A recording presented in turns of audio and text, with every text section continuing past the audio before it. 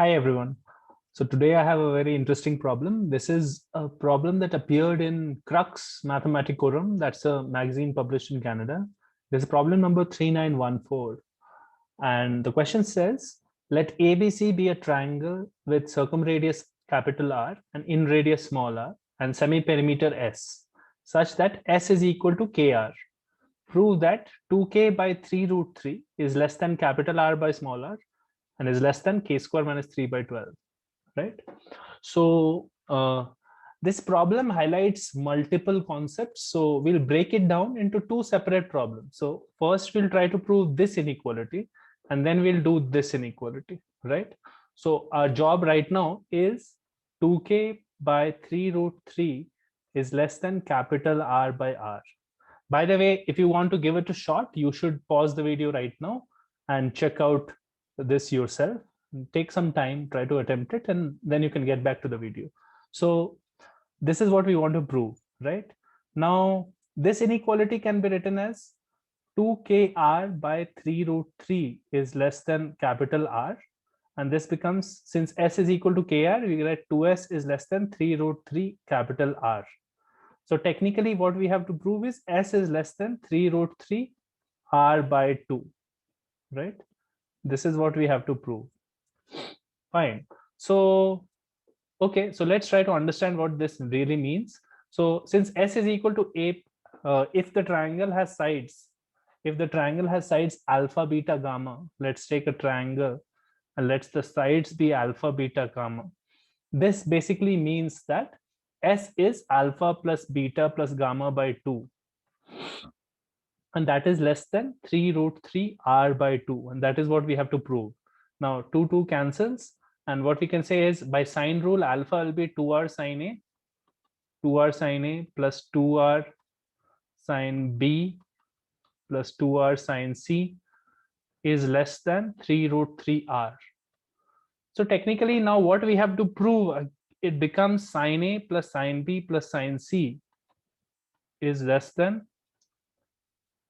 3 root 3 by 2, right? This is what it has boiled down to. So we have actually what we have done is through a series of steps, we have transformed this inequality in terms of sides into an inequality of the trigonometric ratios of the angles of the triangle, right? And this is a very famous inequality. There are many ways to prove it, many ways to prove this. And what we will explore is a way by Jensen's inequality. So we'll prove it by Jensen's inequality. And I will just briefly tell you what that inequality means. It is, I'll do it on the next screen. So whenever you have a function, for example, here my function is y is equal to sine x. Y is equal to sine x, and 0 to pi are the possible values. So A, B, C, my A, B, C angles of the triangle will obviously lie between 0 to pi, right? So my function is y is equal to sine x, and A, B, C are the particular values which will be the values of the triangle's angles, right? My job, this is, let's say, A. So this is my x-axis. So this is a point called A comma sine A. If you think of it as a two-dimensional coordinate frame, and this point is called B comma sine B. And this point is called C comma sine C. Correct. So Jensen's inequality states that if a function is convex or concave, Jensen's inequality states that for a convex function, we have f of A plus f of B plus f of C by 3 will be greater than equal to f of A plus B plus C by 3. This is for a convex function, and for a concave function, the inequality is reversed. So you have f of A plus f of B plus f of C by 3 will be less than or equal to f of A plus B plus C by 3. Basically, to understand Jensen's, you need to understand the concept of a convex or a concave function. So very quickly, I have a separate video on inequalities that you can have a look at here, and I'll try to share the link in the description below. But very quickly, if you want to think about it, a convex function and a concave function. So these are two different functions. This function is going to be concave down, right? Because any line segment joining it is below the function. So these are two random points on the function. The line segment joining it is lying below the curve of the function itself. So this is a concave function. And sin x is a function like that. It's a concave function. So sin x is a concave function. Similarly, convex function would have been like this. So a line segment joining 2 points lies above the function itself. So y is equal to x square is a good example of a convex function. I will post the link to the description of the Jensen's inequality in more detail. But for now, you will have to take it for granted that this is the inequality. The proof of Jensen's can be found in many places. It's a slightly advanced proof. If we assume this Jensen's inequality, we just have to check whether y is equal to sin x is convex or concave. So how do you check for convexity or concavity? If a function has double derivative greater than 0, that will be convex. Double derivative greater than 0 over an interval. Here, the double derivative of this function will be minus sin x. So it is less than 0. Double derivative of sin x is cos sin x, single derivative becomes cos, and double derivative becomes minus sin. And since x is from 0 to pi, minus sign is negative. So this is a concave function. Because sin x is now concave, now we can say that let's put the f of a, f of a, f of b, f of c. So what we get is sine of a plus sine of b plus sine of c by 3 is less than equal to sine of a plus b plus c by 3. And because a plus b plus c is 180 degree here, so this becomes sine 60. So we have just now proved that sine a plus sine b plus sine c is less than equal to 3 times sine 60, which is 3 root 3 by 2. And that is what we had to prove. The equality comes when the angles are equal and it's an equilateral triangle. So this is what we had to prove. So the first part of this inequality was fairly trivial if you know Jensen's inequality, right? The second part, however, is not so it's not so easy. So we have right now done this part. 2k by 3 root 3 is less than r by r. And we have to still prove that r by r is less than k square minus 3 by 12. So before we try to understand what is going on here, let's simplify it in the same manner that we reduced this inequality to something easy, right? We got it in terms of our sign. So I will manipulate this inequality to get it in terms of things that we can understand. So we also have s is equal to kr given in the problem, right? So let's just multiply. 12r is less than k square r minus 3r, and case kr is here. So k square r, it would have been better if it was k square r square, right? So I'll just multiply by small r as well. So this becomes k square r square minus 3r square, right? So I will replace that. This implies that 12r is less than s square minus 3r square. So this is what we have to prove, right? Correct. So we have to basically prove that s square minus 3r square is greater than 12rr, right? Great. How will we go about doing this? So for this and similar inequalities, so whenever you see inequalities in terms of side lengths or semi-perimeters in radius and circumradius, you should remember this fundamental property that s, small r, and r are the 3 fundamental invariants of a triangle. What is the meaning of being a 3 fundamental invariants of a triangle? So basically what it means is that if you know all these 3, then you know the entire triangle. You have solved the triangle. So we'll try to understand this in a little more detail. So what I will try to do here is derive a lemma. So we'll come back to this proof in a bit. First, I'll try to derive a lemma, which will make it clearer probably for you. So let's take the case that we have a triangle ABC, and here the side lengths are alpha, beta, gamma. Let's take alpha, beta, gamma as the side lengths. Now, the claim of the lemma is, here we know S is equal to alpha plus beta plus gamma by 2. S is equal to this, and small r is in radius, capital R is circumradius as usual. So what we are going to claim is that this equation t cube minus 2s t square plus s square plus r square plus 4 capital R small r into t minus 4s capital R small r is equal to 0. This cubic equation has the roots alpha, beta, gamma. This is my claim. So how do we know this? We know this because what we have is, let's try to prove that this is indeed the case and alpha, beta, gamma are roots of this cubic. So I will first go about by trying to prove that alpha is a root of this equation. Alpha is a root of this equation.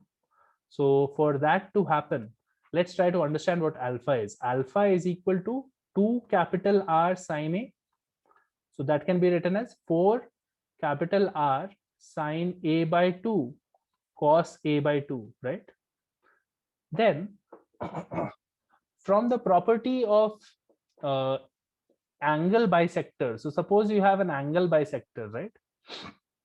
So let's take this angle bisector. So this angle must be A by 2, right? And this meets the in circle, let's say in center is here, right? So this perpendicular must be your in radius, right? This must be small r, right? So what is the value of s minus alpha? S minus alpha, if you think about it. So S minus alpha would actually be the distance where the in circle touches the AB side. This distance is actually S minus alpha. The proof of this is in any standard geometry book. But what we can say is this distance can also be written as R by tan A by 2. Why is that so? Because notice that in this right angle triangle, let's say this is D, right angle triangle AID, this is 90, this is A by 2. So tan A by 2 will be ID by AD, right? So ID by AD is tan A by 2. So therefore AD, which is what we want, S minus alpha, must be equal to R by tan A by 2. Take a moment and convince yourself that that is the case. So this becomes R by cos A by 2 by sin A by 2. The property that AD is S minus alpha follows from the simple property that two tangents from a point have to have equal length. So this length is also S minus alpha. This length will be S minus beta and S minus beta, and this will be S minus gamma, S minus gamma. And that is how it will be for the whole triangle. So we have this result. Now what we will do is we'll combine these two to get a sense of what is cos A by 2 and what is sin A by 2. So if you multiply alpha and S minus alpha, what do you get? You get sin A by 2 cancels and it becomes 4R cos square A by 2, right?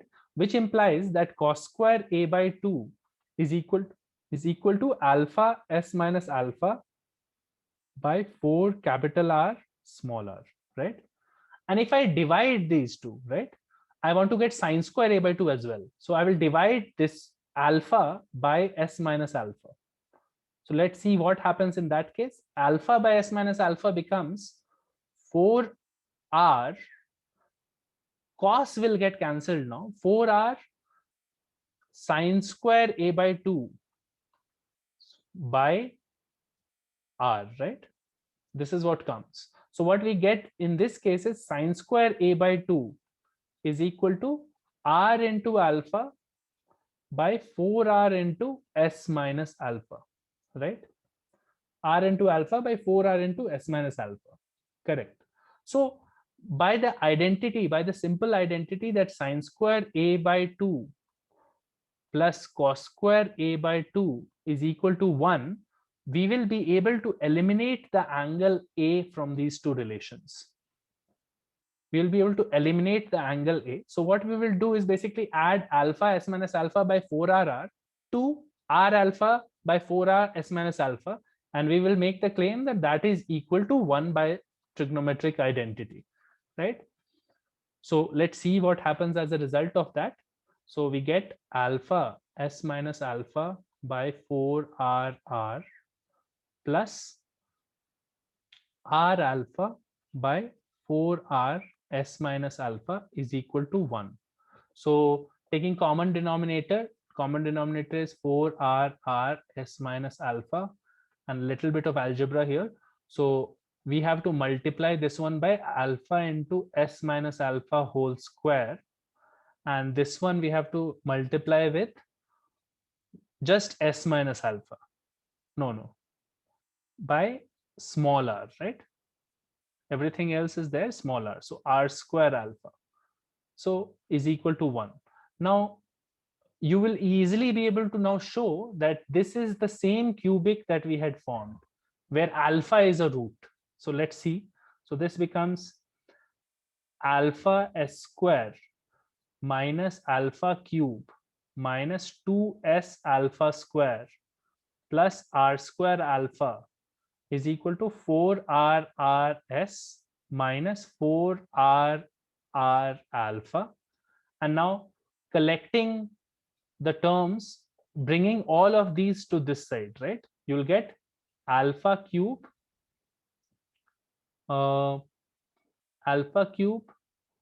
plus 2s, I'm getting plus 2s alpha square.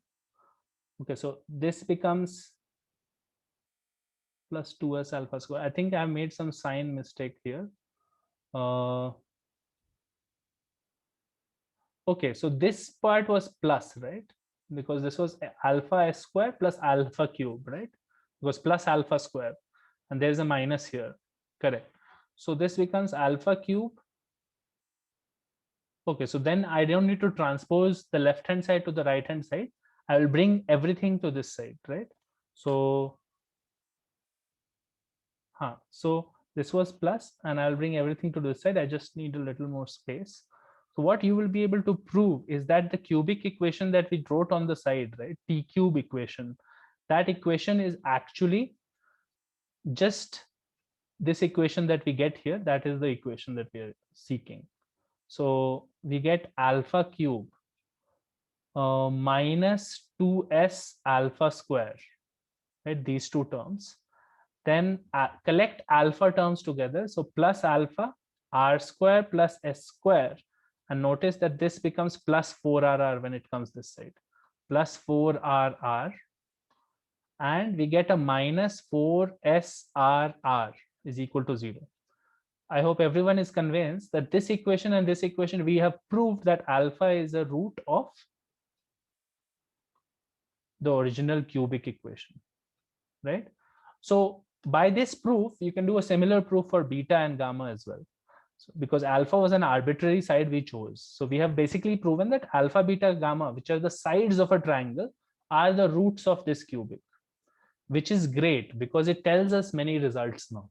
And that immediately solves the question that we are trying to solve. So I'll just show you. So let's see. What are the results that are obvious if we know that this equation has the roots alpha, beta, gamma? First of all, by Vieta's relations, we get nice identities. So which you might not have known earlier, which you can now easily deduce. So I'll just write them out. Although those identities are not relevant for the particular problem here. So writing the identities, if alpha, beta, gamma are the roots, Vieta relation gives us that alpha plus beta plus gamma must be equal to minus b by a. So it is equal to 2s, which is known fact, right? This is confirming that semi-perimeter is equal to alpha plus beta plus gamma by 2, right? Then we get some of the roots taken 2 at a time. So we get alpha beta plus beta gamma plus gamma alpha will be s square plus r square plus 4rr, right? Now, this is a result that you did not know probably, which is a useful result sometimes. So alpha beta plus beta gamma plus gamma alpha is this. And we have alpha beta gamma will be equal to 4srr. That is also a nice identity, right? So these two new relations we have gotten. However, that is not required for the particular question that we are trying to solve here. So what we will say is that this cubic has 3 roots, right? This cubic has 3 roots. It has 3 roots, alpha, beta, gamma. So if a cubic has 3 roots, if a cubic has 3 roots by 3 real roots, because alpha, beta, gamma are side lengths, then by Rolle's theorem, the first derivative f dash t is equal to 0 will have 2 roots, will have 2 real roots. So this is a basic calculus theorem. You should go through any standard textbook. You will get the idea here why this happens, because between any 2 roots of f dash t, there will be 1 root of fx, right? F of t. So if f dash t has 2 roots, that means f dash t graph looks like this. Between any 2 roots, there is 1 root here, and there is 1 root here and 1 root here for f of x, right? So if f dash t is equal to 0 has 2 roots, let's differentiate it once. This becomes 3t squared minus 4st plus s square plus r square plus 4 capital R r. This equation, which is now a quadratic, must have 2 real roots. So that discriminant must be greater than 0 now, because it has 2 real roots. So that implies the discriminant of this is 16s squared minus 4 times a and c must be greater than 0. So this becomes 4s squared minus 3s squared plus r squared plus 4rr is greater than 0, which immediately implies that s square minus 3r square is minus 12rr is greater than 0. And if you go back to a previous point in the video, we had deduced that this is what we wanted to prove in the second side of that inequality. S square minus 3r square is greater than 12rr, right? So that just confirms for us, the fact that the inequality is true. Both sides of the inequality are working. And this is an additional insight that you gain from this problem. The solution in the Crux book refers to an old book by Botema, a book on geometric inequalities by Botema. But if you actually check out the references, it's a huge maze of inequalities. So it's quite hard to figure out what Botema is telling in his book. So what I found here was this is probably a better approach to solve the problem, and establishing this inequality is easier by knowing this lemma, that alpha, beta, gamma are roots of this particular equation for any triangle. This is true for any triangle. You can also find alternative equations like this for triangles. So one particular equation that you will find in standard textbooks like SL Loney is an equation, a cubic equation, which has roots R1, R2, R3. Cubic which has R1, R2, R3 as the roots. So you will find it in the miscellaneous exercises in SL Loney. So have a look at that. A cubic equation which has roots R1, R2, R3. Here R1, R2, R3 are the x radii.